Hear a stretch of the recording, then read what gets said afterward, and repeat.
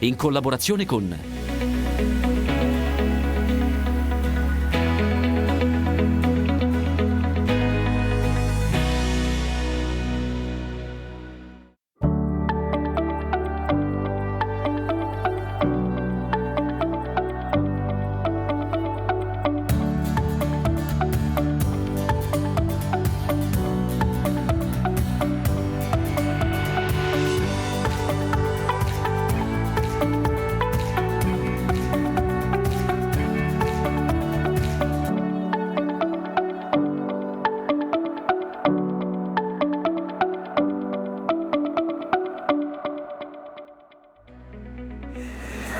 Siamo andati nella Sacca di Goro a vedere un po' com'è la situazione della pesca delle vongole, ma soprattutto anche che cosa si sta facendo, visto che il granchio blu ha compromesso parte della produzione. Quest'anno c'è anche il clima che un po' sta creando dei problemi, ma ne parliamo in modo approfondito con un pescatore. Vedete con me è Gianni Mantovani, vi racconteremo com'è la filiera delle vongole e come stanno reagendo i pescatori a quelli che sono i cambiamenti climatici, ma soprattutto all'invasione del granchio blu.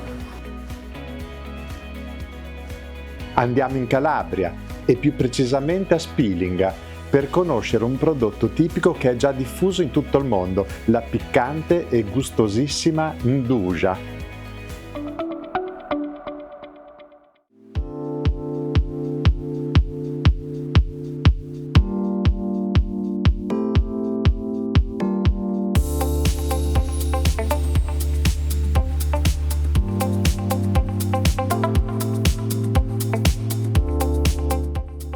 Allora, siamo nel cuore della Sacca di Goro. Abbiamo detto ad inizio trasmissione che ci occupavamo di pesca delle vongole. Sono in compagnia di Gianni Mantovani, che è pescatore ma anche profondo conoscitore del territorio e anche membro della cooperativa, insomma, che gestisce questi grandi recinti che tengono lontano il granchio blu, tengono lontano. Allora, Gianni, innanzitutto due parole sulla vostra cooperativa. Qua vedo molte imbarcazioni, vedo tanti recinti e tanta gente che è intenta a pescare. È una cooperativa importante che associa quanti pescatori? 580 pescatori. 580 pescatori. Vi chiamate esattamente come cooperativa? Siete il Copego. Copego, che sta per Cooperativa Consorzio Pescatori Goro. Noi stiamo entrando in un vero e proprio recinto. Adesso entriamo nel recinto. Allora, cosa è cambiato dopo che è arrivata questa specie, la chiamo aliena, il granchio blu? Quindi avete cambiato anche il sistema di pesca, siete dovuti correre ai ripari, recinzioni per tenerle lontani, quindi un impegno anche maggiore per voi e tanta manualità. Si è ritornata a tanta manualità quando invece prima si decideva il mattino dove pescare e si poteva decidere di testa propria. In base, insomma, ovviamente a quelle che erano le aree. Esatto, alle zone. Adesso invece è diventata più una pesca concentrata, intensiva e lì si pesca, tutti quanti, vedi che sono tutti lì. Sono tutti concentrati lì e dentro questo recinto che, lo ripetiamo, tiene lontani i granchi, anche se poi viene pescato anche il granchio. Protegge dal granchio. Senti, complessivamente quanti, parlo di ettari, di laguna voi utilizzate per l'allevamento? Noi adesso ne utilizziamo circa 120 ettari. 125. Su quanti complessivamente? Su 400 di quelli che adoperavamo prima del granchio blu. Quindi avete dovuto ridimensionare, no? Poi il vostro... Cambiare il nostro metodo di lavoro. È cambiato proprio il metodo di lavoro, di semina, di raccolta, di aspettare che le vongole arrivassero alla taglia pronte per essere commercializzate. È proprio cambiato tutto. Quindi qua adesso lo vedremo, ci stiamo avvicinando, vediamo le persone in acqua, stiamo parlando di 50, 60, 70 centimetri d'acqua, grosso modo, che è quella più o meno. L'acqua adesso sta crescendo e piano piano dovrebbe aumentare, però adesso sono quelli lì, 70-80 centimetri. Voi siete molto attenti ovviamente alle maree, bisogna, perché dovendo scendere in acqua, meno acqua c'è e meglio si riesce a camminare.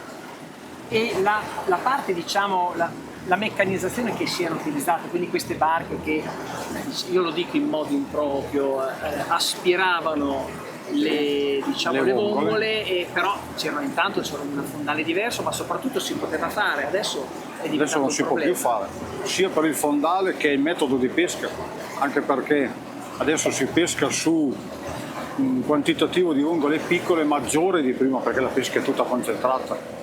Con le attrezzature pesanti che adoperavamo una volta, il rischio anche di distruggere.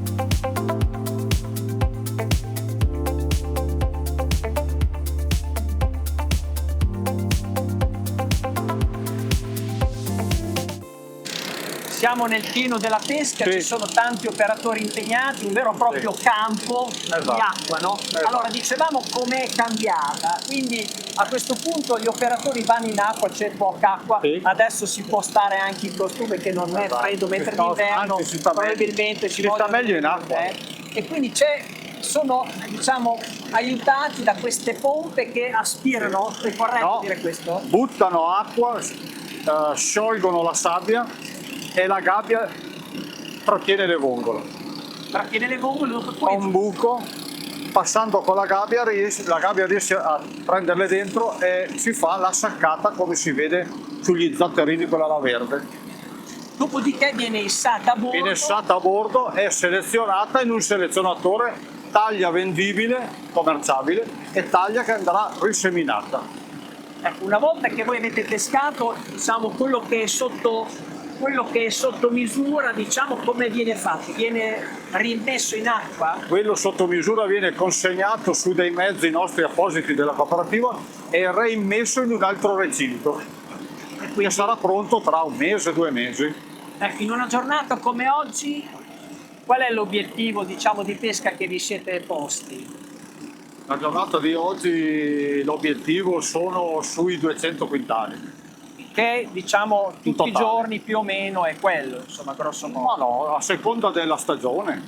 D'estate che ci sono più turisti in giro, c'è una maggior richiesta di prodotto. D'inverno un po' meno. Un po' meno.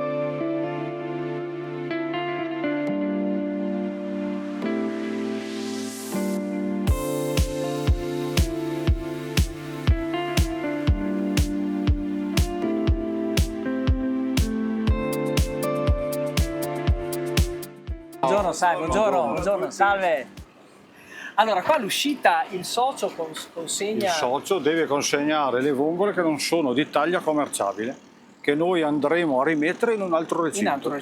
E vengono buone per il prossimo, per la prossima pescata. Per la prossima pescata, esatto. Ma sono ragazzi del Copego, che loro sanno cosa devono Come fare. devono fare. Bene, buon lavoro! Ciao!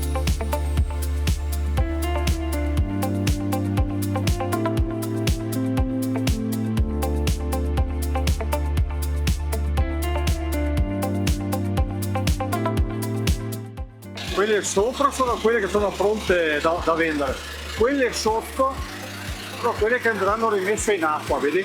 Quelle più piccine, quelle quindi più già la selezionatrice fa il lavoro. Esatto.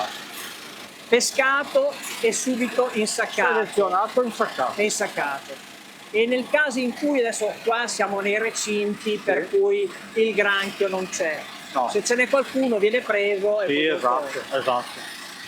Anche perché dalle maglie, quando è piccolo può entrare, una maglia di 3 centimetri, quando è piccolo entra, poi magari riesce a nascondersi e crescere qua dentro, può diventare 4-5 centimetri. E quando si esce per le vongole si vanno a catturare anche i granchi che magari sono dentro le gabbie. Loro hanno i granchi, vedi? Infatti li vedo dei granchi che sono stati presi prima di arrivare qua. Esatto, quelli che hanno i cali delle gabbie là in sacca.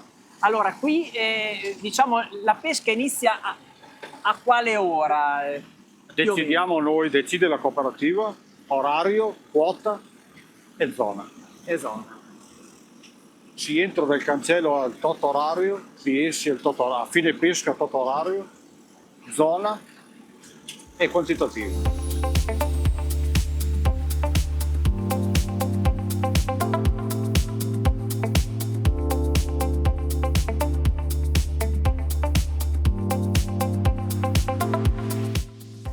Gianni, ormai la pesca al granchio blu è diventata quasi come la pesca alla vongola. Abbiamo visto che hanno tirato su queste reti che sono un po' sistemate, nasse tecnicamente, e vengono issate qua perché si deve asciugare? Si deve asciugare perché sennò quando si sporcano non pescano più.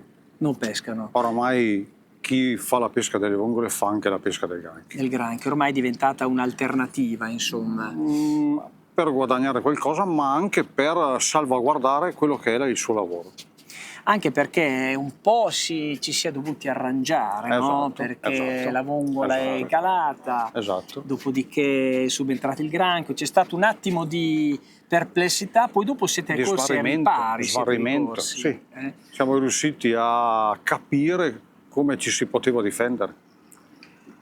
E quindi voi avete messo in atto questo Abbiamo messo in atto cattura e difesa dei siti di vongole. E protezione, quindi tutti questi recinti che una volta non c'erano, sono stati messi in acqua, in questo caso appositamente per il granchio blu, quindi tenerlo lontano, ma contestualmente avere queste nasse che nel momento opportuno vengono calate e vengono catturati. Allora, questi granchi blu poi vengono commercializzati. Sì. Che destinazione hanno? Poi lo vedremo magari, perché c'è una lavorazione anche su questo. Ma destinazione sud-est asiatico, Sud America. Vengono prelavorati, non vengono, diciamo... Ci sono anche dei commercianti che li prendono direttamente vivi. Quindi congelati. E se li portano nelle loro nazioni, una parte congelati e una parte vivi, a seconda della nazionalità, di quello che devono fare.